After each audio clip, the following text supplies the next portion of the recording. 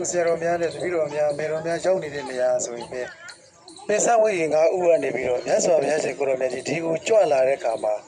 ကျူဆူတဲ့နေရာပေါ့နော်အဲ့ဒါကို6ခန်းဒီစီရီလို့ခေါ်တယ်ဒီတမန်ကြောင့်လေးကဘယ်လိုလဲဆိုတဲ့အခါကျတော့မြတ်စွာဘုရားအလောင်းကဥရုဝေလမှာတဲ့တရားကျင့်တယ်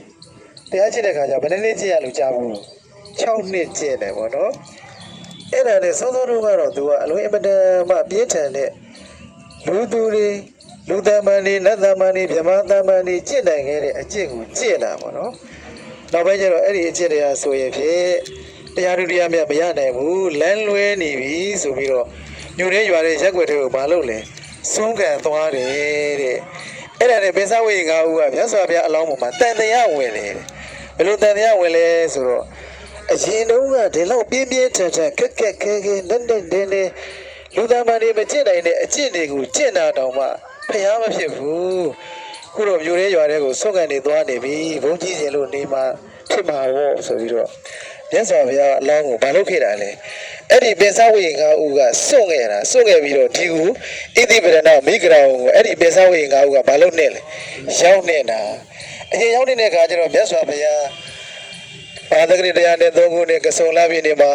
ရန်သုံးရံမှာဉာဏ်သုံးဉာဏ်ရတယ်တဲ့ပထမယံမေစီမယံပစ္စည်းမယံ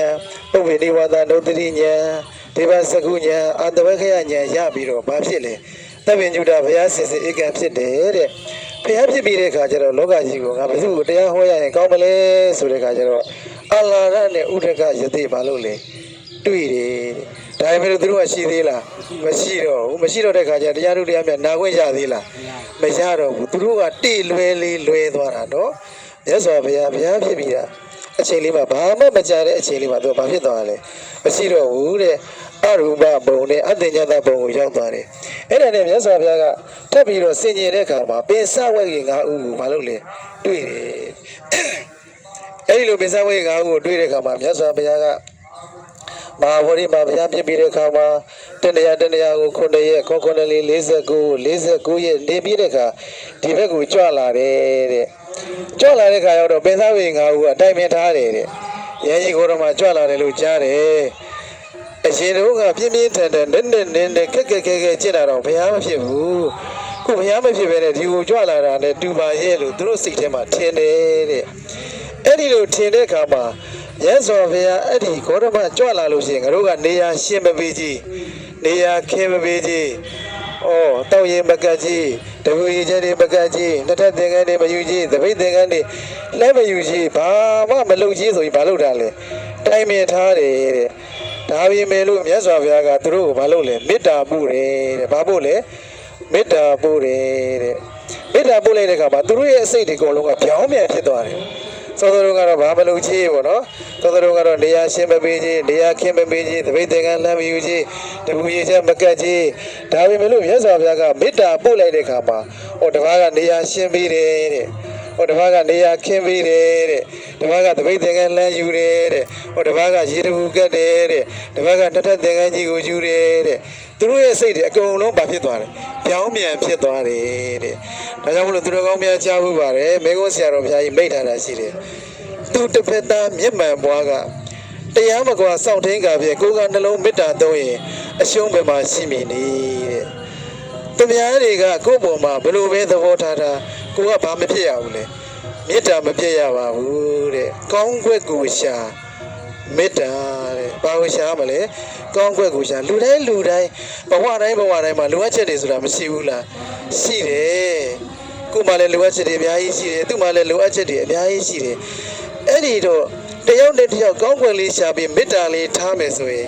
ဘဝမှာလည်းနေရတာမငြိမ်းချမ်းဘူးလားငြိမ်းချမ်းတာပေါ့အခုလည်းစိတ်ချမ်းသာတယ်ယနေ့ကဘာကြီးမှာလိုနေတာဘာလိုနေတာလဲအဲ့ဒီမေတ္တာလိုနေတယ်တဲ့ဒါကြောင့်မို့မေကုန်းဆရာတော်ဘုရားကြီးကသူတစ်ဖက်သားမျက်မှန်ပွားကသူကကိုယ့်ပေါ်မှာဘယ်လိုသဘောထားပေမဲ့ကိုကဘာပြန်မလို့အောင်လဲအမျက်ပြန်မထွက်ရဘူးတဲ့တရားမကွာစောင့်ထင်းကပဲကိုကနှလုံးမေတ္တာသုံးရင်အရှုံးပဲမှာရှိပြီလေအဲ့ဒါလေးကိုတရားစဉ်းစားကြည့်တဲ့အခါမှာသူကကိုယ့်ပေါ်မှာအမျက်ထွက်လို့ကိုကသူ့ပေါ်မှာပြန်အမျက်ထွက်ရင်အဲ့ဒီနေရာကိုဘာဖြစ်တဲ့နေတယ်ရှုံးတဲ့နေပေါ့ဟုတ်လားအဲ့ဒီတော့ဘဝဆိုတာအရင်ကြီးပါတယ်ဗျာလူဘဝဆိုတာအရင်မကြီးဘူးလား တကယ်လို့မြန်ဒီဘဝကနေပြီးတော့တန်တရားကိုခရီးသွားရတဲ့အခါကိုကသေသွားတယ်ဆိုရင်ကိုလူဘဝကြီးကပါလေအရင်ဒီကြီးအဲ့ဒီအရင်ဒီကြီးအမျက်မရရင်တောင်မှအရှုံးမဖြစ်ဘူးဘာလို့လဲအရင်မကြည့်ဘူးလားအရေးကြီးတယ်ဒါကြောင့်မို့လို့ကောင်းကွက်ကိုရှာမေတ္တာတဲ့မြတ်စွာဘုရားက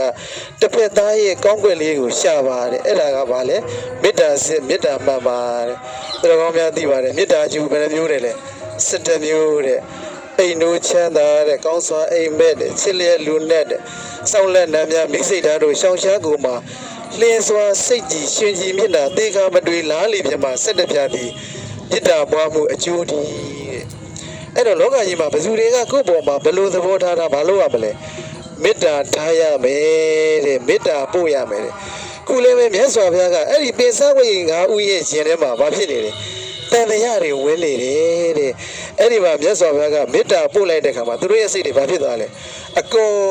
လုံးပြောင်းပြန်ဖြစ်သွားတယ်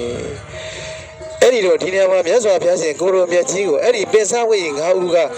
ကျူဆိုတဲ့နေရာမှာအတောကမင်းကြီးကတည်ထားတဲ့ဇီရီဖြစ်ပါတယ်အဲ့ဒီဇီရီရဲ့နာမည်ကိုတော့ဘာလို့ခေါ်လဲ6ခန္ဒီဇီရီလို့ခေါ်ပါတယ်ဘာလို့ခေါ်လဲ6ခန္ဒီဇီရီအဲ့တော့လောကကြီးမှာတဲ့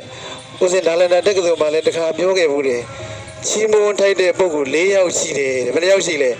4ယောက်ရှိတယ်တဲ့စီးစိမ်ဥစ္စာတွေရှိပေမဲ့လို့ပေါ်ပေမဲ့လို့အပျော်မမက်တဲ့သူချီးမွမ်းခံလိုက်တယ်တဲ့တချို့ကစီးစိမ်ဥစ္စာတွေများချမ်းသာလာရင်ဘာဖြစ်လဲသွားမယ်စားမယ်ပျော်မယ်ပါမယ်မရှိဘူးလားရှိတယ်တဲ့အဲ့ဒါတွေကိုသာသနာအတွက်ကိုယ့်အတွက်တန်တရားအတွက်အသုံးပြုပါတဲ့ဒါကြောင့်မို့ဥစ္စာတွေပေါ်ပေမဲ့လို့အပျော်မမက်တဲ့သူတဲ့နံပါတ်1ကကြတော့အာနာရှိပေမဲ့အနိုင်မယူတဲ့သူကိုယ်မှာလုပ်ပိုင်ခွင့်တွေရှိတယ်အာနာတွေရှိတယ်ကိုယ်ဘယ်လောက်ချမ်းသာခြင်းလဲကိုယ်ဘယ်လောက်အဆင်ပြေခြင်းလဲကိုယ်နဲ့သူများကိုဘာလို့ကြည့်ရမှာစာကြည့်ရမှာနော်အဲ့တော့အာနာရှိပေမဲ့အနိုင်မယူတဲ့သူတဲ့နံပါတ်3ကကြတော့ပညာတွေရှိပေမဲ့ပညာတွေတတ်ပေမဲ့မာနမကြီးတဲ့သူဟုတ်လားငါကသိပါတယ်ငါကတတ်ပါတယ်ငါတော့သူတို့မသိပါဘူးငါတော့သူတို့မတတ်ပါဘူးလို့အဲ့ဒီလိုမာနမရှိတဲ့သူကလောကကြီးမှာဘာဖြစ်တဲ့သူလဲချီးမွမ်းခံတိုက်တဲ့သူတဲ့နံပါတ်4ကကြတော့သူများတွေကကိုယ့်ပေါ်မှာဘယ်လိုသဘောထားပြီးမဲ့ကိုကသူများပေါ်မှာမေတ္တာမပြတ်တဲ့သူတဲ့ဟုတ်လားအဲ့တော့လောကကြီးမှာချီးမွမ်းခံတိုက်တဲ့ပုဂ္ဂိုလ်ဘယ်နှယောက်ရှိလဲ4ယောက်ရှိပါတယ်တဲ့နံပါတ်1ကကြတော့ဥစ္စာတွေရှိပေမဲ့အပျော်မမက်တဲ့သူတဲ့နံပါတ်2ကအာနာရှိပေမဲ့အနိုင်မယူတဲ့သူတဲ့နံပါတ်3ကပညာရှိပေမဲ့မာနမရှိတဲ့သူတဲ့နံပါတ်4ကသူများတွေကကိုယ့်ပေါ်မှာဘယ်လိုသဘောထားပြီးမဲ့ကိုကတစ်ဖက်သားပေါ်မှာမေတ္တာမပြတ်တဲ့သူတဲ့အဲ့ဒီတော့ဒီနေရာမှာလည်းပဲမြတ်စွာဘုရားကပိဿဝိင္ကာဥကသူ့ပေါ်မှာဘာဖြစ်နေလဲတန်တရားတွေနဲ့မေတ္တာတွေပြည့်နေပေမဲ့လို့မြတ်စွာဘုရားကမေတ္တာပြည့်သလားမပြည့်ပါဘူးဒါကြောင့်မို့သူတို့ကောင်းများနဲ့ဦးစင်းတို့တွေဒီလည်းပဲတနေ့3ကဥတရားဖြင့်ချက်ကတမေကျွေးမွေးခြင်းတဲ့မယင်းစစ်စစ်နှုတ်တညစ်စာချိန်3ကမြတ်မေတ္တာပွားများကြိုးကြီးမှသည်ဘုရားမြတ်စွာမိန်ခွန်းဒီဆိုတာလို့တတ္တဝါတွေရဲ့အပေါ်မှာကိုယ်ဘယ်လောက်ချမ်းသာခြင်းတလဲကိုယ်နဲ့စာကြည့်ရမှာဟုတ်တယ်မလားကိုယ်ဘယ်လောက်ချမ်းသာခြင်းတလဲကိုယ်ဘယ်လောက်အဆင်ပြေစေခြင်းတလဲကိုယ်ဘဝလက္ခီးကိုဘယ်လောက်ဖြောင်းဖြောင်းဖြူဖြူလေးနဲ့သွားခြင်းတလဲဆိုတာကိုပြန်ပြီးတော့သုံးသပ်ရမယ်ကိုဖြစ်ခြင်းတလို့ပဲလောကကြီးမှာရှိတဲ့တတ္တဝါတွေလည်းဒီတိုင်းလေးပဲဖြစ်ခြင်းပါပဲဆိုတဲ့စိတ်ကပါစိတ်လေမေတ္တာစိတ်တဲ့အဲ့ဒီလိုစိတ်လေးနဲ့ဘာလို့ကြရမှာလဲမေတ္တာပွားကြရမှာမေတ္တာထားကြရမှာဖြစ်ပါတယ်အဲ့တော့ဒီနေရာဆိုရင်မြတ်စွာဘုရားရှင်ကိုရောမြတ်ကြီးကိုပင်စဝိင္ကာဥကကျိုးဆိုတဲ့နေရာမြတ်စွာဘုရားရှင်ကိုရောမြတ်ကြီးကအဲ့ဒီပင်စဝိင္ကာဥကိုဩရိတမေတ္တာတွေပို့ခဲ့တဲ့နေရာဖြစ်ပါတယ်အဲ့ဒီဓာတ်ကိုတော့အာသောကမင်းတရားကြီးကတည်ထားတဲ့စီစီကြီးဖြစ်ပါတယ်အဲ့တော့အပေါ်မှာရှိပါတယ်ရှစ်မြောက်ဘုံစရံကြီးအဲ့ဒီရှစ်မြောက်ဘုံစရံကြီးကတော့ဘဂုဘင်းကြီးအကေဘဘင်းကြီးကစစ်တိုက်တယ်တဲ့စစ်ရှုံးတဲ့အခါမှာဒီနေရာမှာစစ်လာပုံးတဲ့နေရာကိုသူ့သားကနေပြီးတော့အထိမ့်မှတ်နေနဲ့ဆောက်လုပ်ပေးခဲ့တဲ့အရာကြီးဖြစ်ပါတယ်တဲ့အဲ့ဒီရှစ်မြောက်ဘုံစရံကြီးကတော့ဒီစီရီကြီးစတဲ့ဒီထားတဲ့အချိန်တော့ကရွှေတကုံစီရီတော်နိဗ္ဗာန်ဉာဏ်တော်ရှိတယ်လို့မှတ်တမ်းများကြသိရတယ်အဲ့တော့ရွှေတကုံစီရီတော်ကဉာဏ်တော်ဘယ်လောက်ရှိလဲရွှေတကုံစီရီတော်ကိုလွန်ခဲ့သောနှစ်ပေါင်း2500ကျော်ကတည်ထားခဲ့သည်စီရီတော်ဒီကာသကဉာဏ်တော်အပြည့်မှာ66ပေသာရှိခဲ့တော်လဲယခုအခါမှာ326ပေရှိသည်ဆိုတော့ 300ကျော်ရှိတာဗောနော်အဲ့ဒီတော့ဒီထဲမှာမြတ်စွာဘုရားရှင်ကိုရောမြတ်ကြီးရဲ့ဓာတ်တော်တွေရှိတယ်တရားတော်တွေရှိတယ်တန်ခါတော်ရှင်သူမြတ်တွေဂုဏ်တော်တွေကိုအာရုံပြုပြီးတော့တည်ထားသည့်အတွက်ကြောင့်တပည့်တော်များဆရာတော်များနဲ့မေတော်များစစ်ခိုးနေကြအတိုင်းပဲပေါ့နော်နမောတတရဲ့ဘုရားကုံတရားကုံတန်ခါကုံရန်သူနိမိတ်တံသုံးခါတာဝတ္ထုတပ္ပမင်္ဂလာသုံးခါတာတပိတိယောဂါထာများနဲ့ဘုရားတရားတန်ခါရဏမြတ်သုံးပါးရဲ့ဂုဏ်တော်တို့ကိုအာယုံပြုပြီးတော့တပည့်တော်များစစ်ခိုးကြောကြပါကုန်သို့ဘုရား